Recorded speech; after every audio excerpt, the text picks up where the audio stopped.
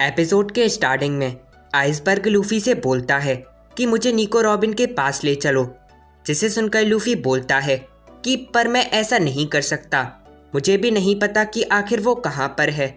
और तभी अंदर से एक गोली चलने की आवाज़ आती है, जिसे सुनकर सब लोग बोलते हैं कि ये तो आइसबर्ग सैन के कमरे से आई, चलो वहाँ पर चलकर देखते हैं। और इस सब के बाद वो सब आइसबर्ग सैन के कमरे में आ जाते हैं और बोलते हैं कि आइसबर्ग सैन, क्या आप बिल्कुल ठीक हो? जिसे सुनकर आइसबर्ग बोलता है कि हाँ, मैं बिल्कुल ठीक हूँ, जाकर जल्दी से उन सब पायरेट्स को ढूंढो और खास करके उस रॉबिन को। फिर यहाँ पर नामी और लूफी को दिखाया गया, जहाँ पर नामी लूफी से बोलती है कि तो फिर अंदर क्या हुआ, क्या तुमने आइसबर्ग सैन से बात करी? जिसे सुनकर लूफी बोलता है कि हाँ, पर उसने बोला कि वो रॉबिन ही थी। नामी ये सुनकर बोलती है कि पर रॉबिन ऐसा करेगी क्यों? जिसे सुनकर लूफी बोलता है कि ये तो मुझे भी नहीं पता। फिर यहाँ पर दादी कुरोको को दिखाया गया, जो अब वाटर 7 में आ गई हैं और उसे देखकर बोलती हैं कि बड़े दिन हो गए। और इस सब के बाद वो एक ऑफिसर से बोलती हैं कि वैसे तुम सब आखिर इतनी सारी चेकिंग क्यों कर रहे हो? जिसे सुनकर वो ऑफिसर बोलता है कि ये सब स्ट्रॉ हैट पायरेट्स के लिए हो रहा है, उन सब ने कल रात आइसबर्ग सैन पर हमला किया था। कोकोरो ये सुनकर बोलती है कि क्या आइसबर्ग पर हमला हुआ? और ये कहने के बाद वो उस न्यूज़पेपर को देखती है। फिर यहाँ पर लूफी और नामी को दिखाया गया, जो ऊपर से नीचे गिर रहे होते हैं और लूफी नीचे आकर बोलता है कि बढ़िया, हम नीचे आ गए। जिसे सुनकर नामी उसे मार के बोलती है कि ऐसा अगली बार से मत करना, ऐसे हम मर भी सकते थे। लूफी ये सुनकर बोलता है कि मैंने ये सब इसलिए करा क्योंकि तुमने बोला कि हम एलिवेटर से नहीं जा सकते क्योंकि बाकी सब हमें पकड़ेंगे। जिसे सुनकर नामी बोलती है कि हाँ, पर इसका मतलब ये नहीं कि तुम सीधा नीचे कूद जाओ। लूफी नामी से बोलता है कि अब ठीक है, अब मुझे माफ़ कर दो। यहाँ पर नामी बोलती है कि पर ये सब छोड़ो, मुझे मौसम कुछ अच्छा नहीं लग रहा, देखकर ऐसा लगता है जैसे आज रात कुछ होगा, कुछ बुरा होगा। और मैं अपने हिसाब से बताऊं तो यहाँ पर कोई पक्का तूफान आने वाला होगा, जो पूरे के पूरे शहर को निकल जाएगा। वैसे ये सब छोड़ो, इसे बाद में देखते हैं, चलो अपने काम पर लगें। फिर यहाँ पर एक बार का सीन दिखाया गया, जहाँ पर फ्रैंकी आ जाता है और उस बार वाले से बोलता है कि सुनो, इस फ्यूल को भर दो। जिसे सुनकर वो बार वाला बोलता है कि क्या इस बार तुम पैसे लाए हो? फ्रैंकी ये सुनकर बोलता है कि क्या बोला, पैसे? तुम कितने ज़्यादा बेकार हो, क्या तुम सच में अपने कस्टमर से पैसे लोगे? पीछे से फ्रैंकी की एक साथी बोलती है कि वैसे हमारे पास पैसे भी हैं, जो कल मार्केट के बाद बच गए थे। जिसे सुनकर फ्रैंकी बोलता है कि क्या बोला, हमारे पास अभी भी पैसे बचे हुए हैं, जल्दी लाओ, इन्हें मुझे दो। और ये कहने के बाद वो उन सारे के सारे पैसों को हवा में उड़ा देता है और कहता है कि आज तुम सब लकी हो, ये मेरी तरफ से है, इसे रखो। जिसे सुनकर वहाँ के लोग काफ़ी ज़्यादा खुश हो जाते हैं और बोलते हैं कि फ्रैंकी तुम तो कमाल के निकले। और इस सब के बाद वो वहाँ पर एक चेयर पर बैठ जाता है, जिसे देखकर कोकोरो उससे बोलती है कि तुम तो फ्रैंकी हो, है ना? फ्रैंकी उसे देखकर बोलता है कि क्या तुम तो कोकोरो हो? जिसे सुनकर कोकोरो उससे बोलती है कि वैसे तुम कैसे हो? फ्रैंकी ये सुनकर बोलता है कि ये हफ्ता मेरे लिए काफ़ी ज़्यादा बेकार था और ये सब हुआ उन सब स्ट्रॉ हैट पायरेट की वजह से। और इस सब के बाद वो अपना फ्यूल को फुल कर लेता है और कहता है कि अब ठीक है, अब अगर वो मुझे वापस से मिले तो नहीं बच पाएंगे। ओ हाँ, वैसे कोकोरो, तुम यहाँ पर क्यों आई थी? जिसे सुनकर कोकोरो बोलती है, मैं चाहती थी कि आइसबर्ग सैन के साथ एक ड्रिंक करूं, पर मैंने सुना कि उसे गोली लग गई। फ्रैंकी ये सुनकर बोलता है कि हाँ, ये सब उन पायरेट्स ने ही करा। जिसे सुनकर कोकोरो हंसती है और कहती है कि ऐसा नहीं है, तुम इस बार गलत हो। फ्रैंकी ये सुनकर बोलता है कि पर तुम्हें ये सब कैसे पता, तुम आखिर किस बारे में बात कर रही हो? जिसे सुनकर कोकोरो बोलती है कि वर्ल्ड गवर्नमेंट आइसबर्ग के पीछे थी और फिर ये सब हुआ। मतलब कुछ समझे, इसके पीछे और कोई नहीं बल्कि CP9 होगी। मैं शर्त लगा सकती हूँ। CP9 के बारे में कोई भी नहीं जानता। वो सब छुपकर काम करते हैं और इसलिए लोगों को ये लगता है कि ये बस एक अफवाह है, पर ऐसा कुछ भी नहीं। वो लोग लोगों को मारते हैं, वो भी बिना किसी की नज़रों में आए। और हाँ, अगर तुम उनके बीच में आए तो तुम्हारा कीमा बन जाएगा।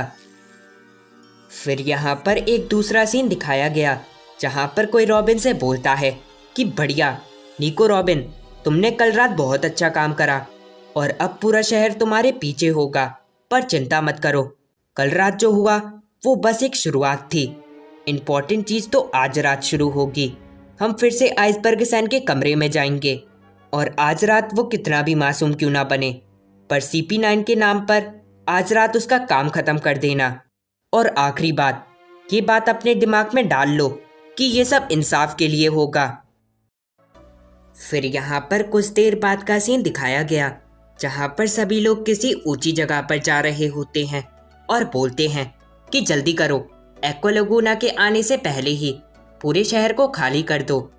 और यहाँ पर कुछ लोग बोलते हैं कि सुनो, हमारा काम है उन सब पायरेट्स को पकड़ना। और यहाँ पर जोरो ये सब सुन रहा होता है और बोलता है कि आखिरकार ये सब हमें क्यों पकड़ना चाहते होंगे। और तभी जोरो के पास एक न्यूज़पेपर आ गया जिसे पढ़कर वो बोलता है कि क्या हम सब ने किसी को गोली मारी, और इसका मतलब तो ये है कि हम होटल भी वापस नहीं जा सकते। और तभी पीछे से कुछ लोग जोरो को देख लेते हैं। फिर यहाँ पर उस होटल के ओनर को दिखाया गया जो बोलता है कि हाँ, ये सब मेरे होटल में ही रुके थे। तुम सब ऐसा करो, उनके रूम में जाकर उनके आने का इंतज़ार करो, क्योंकि उनका सामान वहीं पर है, इसलिए वो पक्का वापस आएंगे। जिसे सुनकर वो सब लोग बोलते हैं कि हाँ, तुमने सही बोला, हमें ऐसा ही करना चाहिए। फिर यहाँ पर कुछ लोगों को दिखाया गया जो मैरी पर आ गए होते हैं और बोलते हैं कि ये स्ट्रॉ हेड पायरेट वालों का शिप है, पर अब तो यहाँ पर कोई भी नहीं, वो सब तो पक्का यहाँ से चले गए होंगे।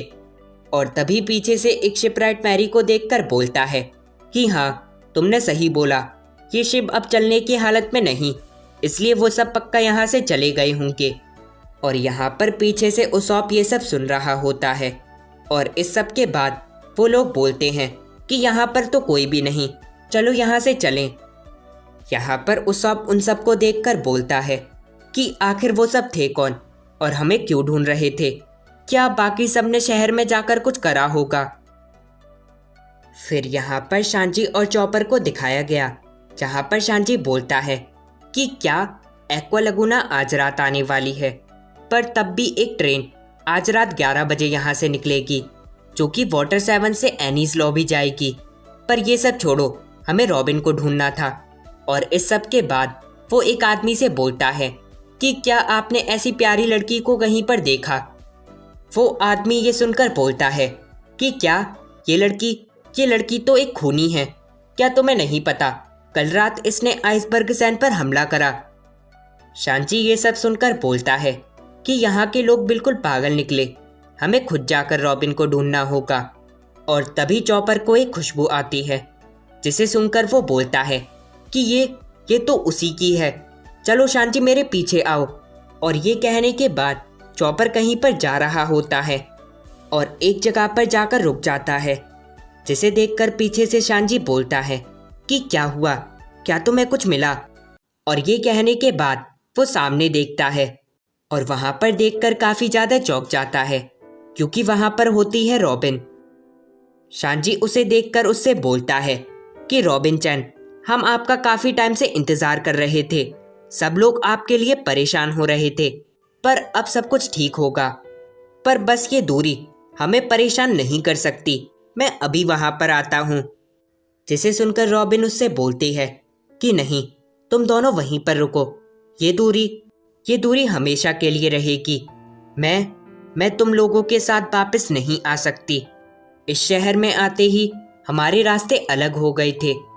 जिसे सुनकर शांजी उससे बोलता है कि आप ऐसा नहीं बोल सकती, और अगर आप उस न्यूज़पेपर वाली बात से परेशान हो तो उस पर भरोसा मत करो। हमें आप पर भरोसा है, आप ऐसा कुछ भी नहीं करोगी। रॉबिन उन सब से बोलती है कि मुझे माफ़ कर देना, मेरी वजह से तुम्हें इतनी सारी परेशानी उठानी पड़ी। वो आर्टिकल गलत नहीं, मैंने सही में आइसबर्ग को मारा। जिसे सुनकर वो दोनों काफ़ी ज़्यादा चौंक जाते हैं और रॉबिन बोलती है, मैं कोई आम लड़की नहीं, मैं वो हूँ जो अपने साथ एक बुरा अंधेरा लेकर चलती हूँ, जिसके बारे में मैंने तुम्हें कभी भी नहीं बताया, और किसी दिन ये अंधेरा तुम सबको भी ख़त्म कर देता। ओकी जी की बात गलत नहीं थी, उसने सही बोला था। मैं तुम्हारे ग्रुप में सब कुछ गलत कर दूंगी, सब गलत हो जाएगा। शांजी ये सब सुनकर बोलता है कि आप बकवास करना बंद करो, ऐसा कुछ भी नहीं होने वाला, ये सब बस बेकार की बातें हैं।